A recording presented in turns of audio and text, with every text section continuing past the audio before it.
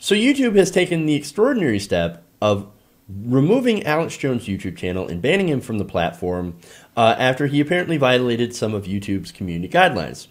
Now, of course, those guidelines would be child endangerment and hate speech. And actually, first they had taken the step of removing a few of his videos, and then, of course, Facebook had removed some videos, and then on and on. So, look, I think that actually, before I get into what I think about this and what I think this will mean for YouTubers going forward, because this is an issue, of course, that is central to what I do for a living and what a lot of people I know do for a living. So I'm going to get into that later. But first, before I do that, I want to clarify my position. So I despise Alex Jones. You guys know this, right? He comes up with and spreads insane conspiracy theories about Parkland kids being, for example, crisis actors. These are people who had seen their friends shot and killed right in front of their face. And Jones and some of these other people, Pizzagate people, you know, are like, oh, no, these crisis actors, they're not real, right? They're just trying to take your guns. So this is the kind of crazy shit that Alex Jones peddles on his channel every day. He also recently mocked shooting Robert Mueller, right? So had a mock shooting, like it was creepy, and obviously, of course, he's like, oh, no, it's not a literal shooting, it's a political shooting. And then there was also another, it wasn't Jones himself, but another person on the channel, is I guess the B team, is what Kyle Kalinske calls them, who compared Ocasio-Cortez and Bernie Sanders to leeches, and of course says that you need to eradicate the leeches, right? So look, all that stuff, plus more, and we've covered a lot of Alex Jones segments and a lot of the crazy, not only kooky stuff that he says, but also some of the dangerous stuff that he says that might be considered incitement, and all that. And look, I get it, why people are cheering his channel's demise, right? I get why there's so much happiness on liberal Twitter, especially like, oh no, he's an actor and all that stuff, so yeah, go ahead and get rid of his channel. I actually don't agree with this. Let me tell you why.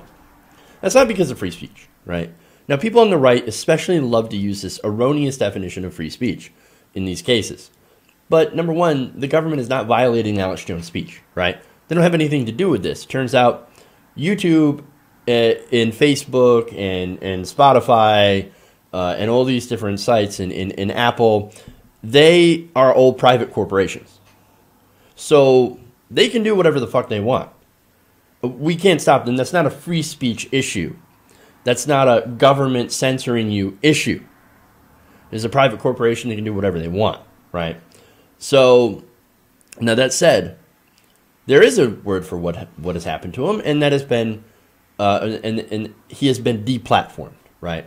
So that's different than being censored, but it kind of has the same impact. It kind of has the same effect, because now we're not going to hear from Alex Jones, and you know, a lot of people are like, "Yay, that's great," but again, that can lead to further problems down the line. So who's to say that now people both right and left will not also be deplatformed for basically not following whatever the establishment deems is not fake news, right? And these are people, of course, who are the heads of Silicon Valley. They are deciding whether or not what we see is fake news. I don't know if I'm comfortable with that, okay? I believe there's too much power in Silicon Valley. There's too much power concentrated in the hands of corporations as it is. And the internet was, of course, supposed to be a way to fight against that media consolidation. And now, unfortunately, that consolidation of power has now extended to Google, Facebook, etc., right? So that's a problem. I mean, look, for example, how this could impact me, right? So I've said before, DNC, they rigged a primary against Bernie Sanders, right? We've seen that from the emails, right? The DNC emails that were released, that first Democratic Party is like, well, I don't know, it could have been written by the Russians.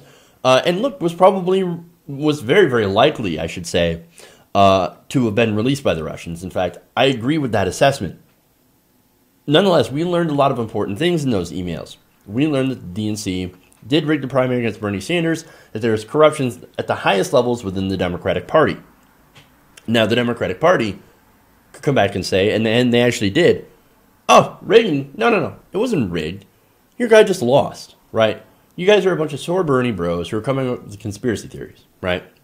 So, but if I'm saying that, no, look, we have proof in the emails, even Donna Brazile had, said that, yes, this was rigged, right, before she had to go back on it.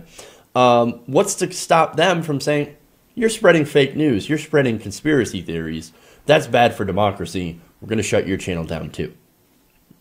I don't like that. Look, there's even the Russia thing. Now, look, some people are skeptical about it. I actually am not as skeptical about it. There are certain things maybe, but I generally do believe that Donald Trump was helped out by the Russian government. Whether or not he knew about it, well, that's something different. He certainly did admit to colluding with Russia when it came to the Russia meeting with Donald Jr. He's like, yeah, of course we want to get dirt on Hillary Clinton.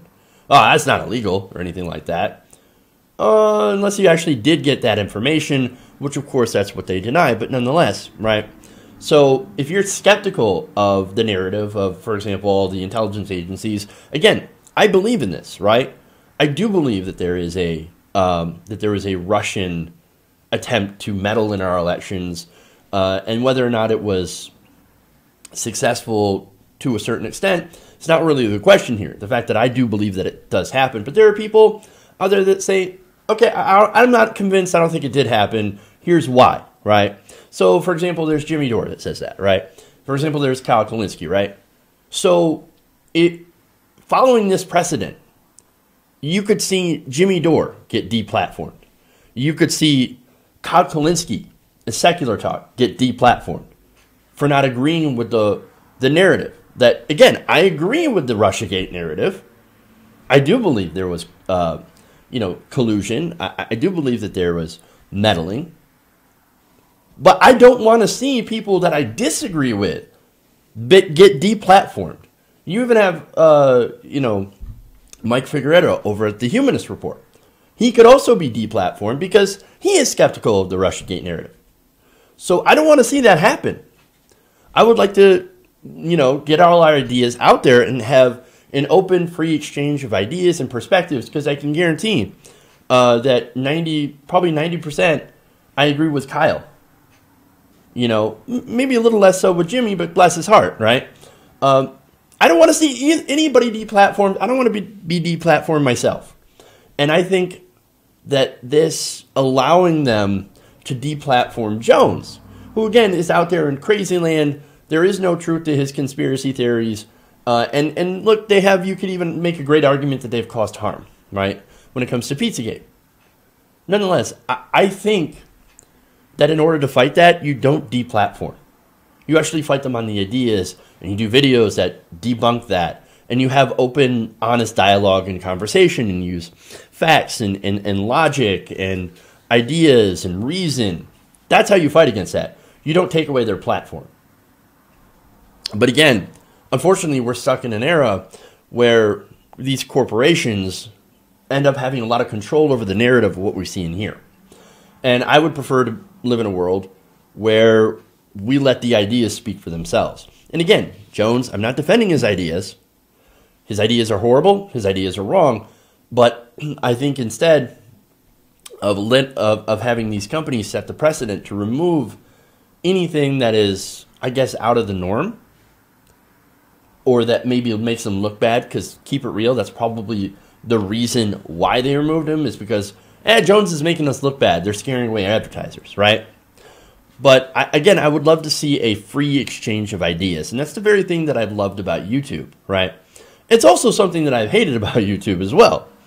And let me explain that a little bit and go into detail. So you could say whatever you want on YouTube. I love that, right? You get new ideas and you get new perspectives and you hear from something that you might not have heard before, and it makes you think, right? Now, there's also a bad side to it, as you could have people like Alex Jones that monetize crazy and end up getting gigantic followings from that. And that's obviously a bad thing, I guess that you could say from a certain perspective. Now, I think that we should take the good with the bad, because I think the good outweighs the bad. Look at again, let's go back to TYT Network, for example. Young Turks, a big progressive voice. And you have a lot of offshoots from it. My channel, Jimmy Dore, Kyle Kulinski, Sam Cedar, Humanist Report, David Dole, Rational National. All these different channels have sprung out from that. And now you have people that are energized, and they're people that are informed or well-informed. And so you have a progressive movement that's built on that. And you've got a lot of energy from that. And that's the good side, right? That way outweighs, I think, the negative influences of people like Alex Jones. And so I don't believe that he should be deplatformed. Maybe demonetized, but I don't know. I'm even a little iffy on that. Maybe certain things should maybe be demonetized. If it's like, hey, crazy stuff about Parkland students, yeah, no, go ahead and lose that. Now, if you're trying to debunk that, I think that's fair to be actually to be monetized. But that's getting, I think, too granular into the issue. My overall point is, of course, I don't like Alex Jones. I don't like his views. But I disagree with this decision because, for one, I enjoy taking on his idiotic arguments. And number two, that's kind of the way that it's supposed to work in a free exchange of ideas. In democracy, we're supposed to have all sorts of different ideas. And then we're supposed to let the ideas that make the most sense actually win. And unfortunately, I guess in doing so, you're allowing these corporations to silence that idea.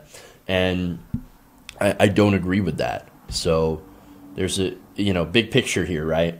I don't like the way that this is going. I don't like the precedent that this sets. And so I'm a little nervous about what's going to happen for the future of YouTube and for the future of discourse in America. I could be wrong. There might not be a slippery slope. But again, when stuff like this happens, it just gets me worried and makes me think, who's next? Hey everybody, thanks for watching this video. If you want to see more like this, please hit the subscribe button below. And if you want to support truly independent progressive media, please consider becoming a patron at patreon.com/TYTNation.